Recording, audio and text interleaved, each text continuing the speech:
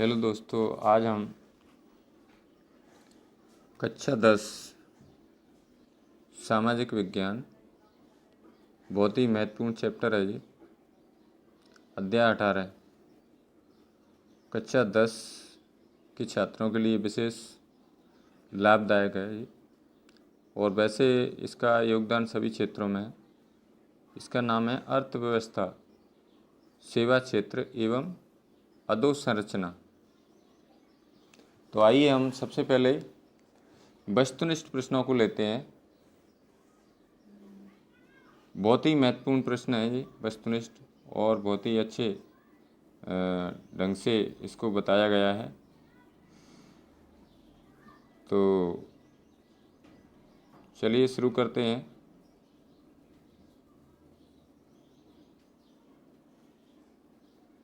सही विकल्प चुनकर लिखिए। ये 4 विकल्प वाले प्रश्न हैं। इनमें से एक विकल्प सही है और 3 विकल्प गलत हैं। तो ऐसे प्रश्न वस्तुनिष्ठ परीक्षा में अक्सर पूछे जाते हैं और बहुत ही महत्वपूर्ण प्रश्न होते हैं। तो चलिए आइए शुरू करते हैं। सबसे पहले लेते हैं प्रश्न क्रमांक 1। अर्थव्यवस्था को वैसे तो 3 क्षेत्रों में बांटा गया है: प्राथमिक क्षेत्र, द्वितीयक क्षेत्र और तृतीयक क्षेत्र। तो चलिए आइए शुरू करते हैं। सही विकल्प चुनिए। प्रश्न क्रमांक 1 है इसमें, जैसे जैसे अर्थव्यवस्था विकसित होती है, राष्ट्रीय आय में तृतीयक क्षेत्र का अंश। अब इसमें 4 विकल्प दिए हैं: बढ़ता जाता है, घटता जाता है, और बढ़ता है पश्चात घटता है, और चौथा विकल्प है घटता है तत्पश्चात बढ़ता है। तो इसका सही विकल्प है पहला विकल्प सही है इसका, और इसका आंसर भी दिया होगा। अब चलिए आइए दूसरे प्रश्न पे आते हैं। बाजार के विस्तार में सहायक है, और इसमें 4 विकल्प दिए हैं। नंबर 1 परिवहन के साधन, ठीक है। नंबर 2 साधन संचार के साधन। नंबर 3 बैंक एवं वित्तीय साधन, और नंबर 4 है उपयुक्त सभी। तो इसका आंसर है उपयुक्त सभी, चौथा।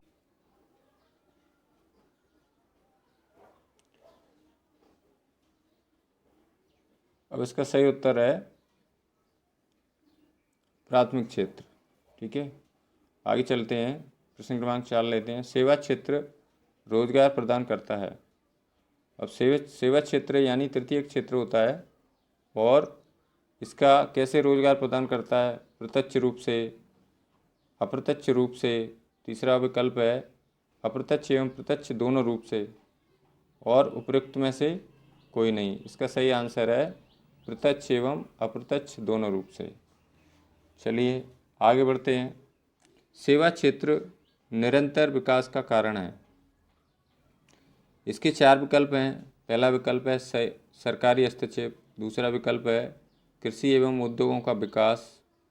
तीसरा क्षेत्र है सोच में परिवर्तन, और चौथा क्षेत्र है उपयुक्त सभी।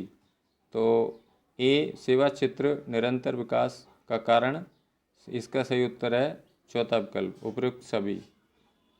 चलिए आगे बढ़ते हैं।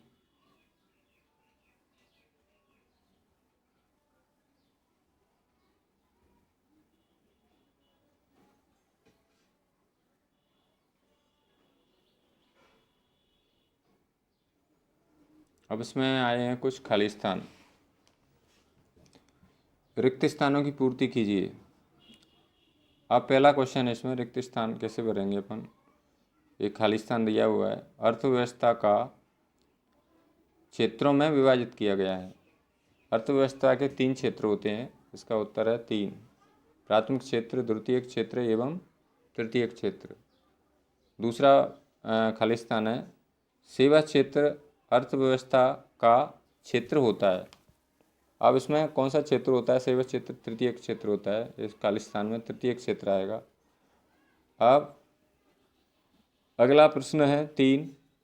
वर्ष 2005 एवं 5-6 में सकल घरेलू उत्पाद में सेवा क्षेत्र का योगदान प्रतिशत था।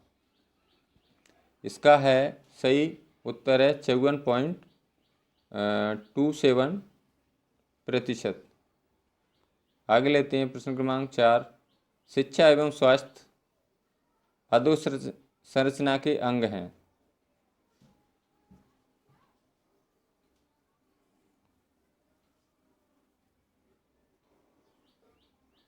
तो इसका सही उत्तर है सामाजिक।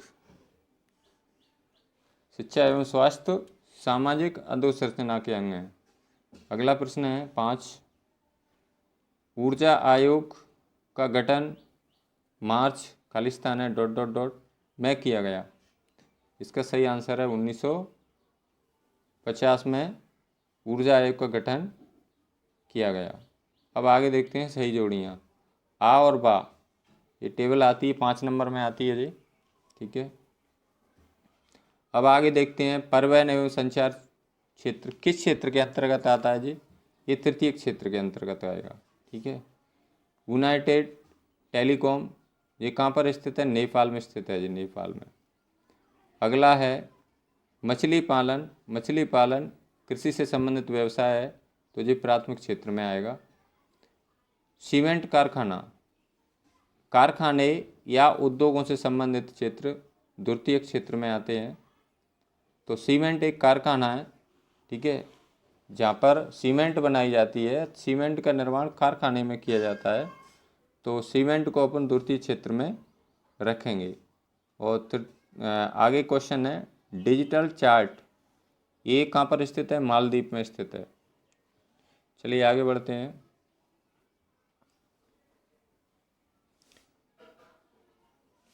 अब देखिए इसमें ना अलग अलग प्राथमिक क्षेत्र के उदाहरण इसमें दिए हुए हैं, द्वितीय क्षेत्र के उदाहरण है इसमें, तृतीय क्षेत्र के उदाहरण अलग अलग हैं। कौन कौन से क्षेत्र किस क्षेत्र में आएंगे? प्राथमिक क्षेत्र में देखिए सबसे पहले लेते हैं अपन प्राथमिक क्षेत्र। इसमें कौन कौन सी चीज़ें आएंगी प्राथमिक क्षेत्र के अंतर्गत? तो इसमें सबसे पहले मिट्टी, वर्षा, सूर्य का प्रकाश, वायु, खनिज, वन, पशुपालन, डेयरी, मछली पालन, ये सभी क्षेत्र प्राथमिक क्षेत्र के अंतर्गत आएंगे, ठीक है। अब लेते हैं द्वितीय क्षेत्र के उदाहरण, यानी सभी प्रकार के उद्योग। द्वितीय क्षेत्र में सभी प्रकार के उद्योगों को सम्मिलित किया गया है, जिनमें कोई ना कोई वस्तु का निर्माण होता है, बनती है। ऐसे मान के चलो जैसे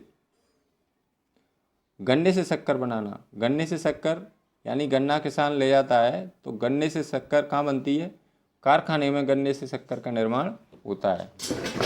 लोहे से मशीन बनाना, जैसे कोई लोहा लेते हैं अपन, कोई वस्तु का निर्माण करते हैं, तो उसका निर्माण कहाँ होता है? कारखाने में होता है, यानी उद्योग में होता है, ठीक है। कपास से कपड़ा बनाना, कपास पैदा होता है कृषि में, लेकिन कपास से क्या बनता है? कपड़ा बनता है। वो कपड़े का निर्माण कहाँ होता है? उद्योगों में होता है। तो ये सभी क्षेत्र द्वितीय क्षेत्र के अंतर्गत आएंगे। अब लेते हैं बहुत इंपॉर्टेंट क्षेत्र है तृतीय क्षेत्र। इसको सेवा क्षेत्र के नाम से भी जाना जाता है, ये तृतीय क्षेत्र कहलाता है। इसमें कौन कौन सी सेवा आती है तृतीय क्षेत्र में? जैसे डॉक्टर है, तृतीय क्षेत्र के अंतर्गत में आएगा।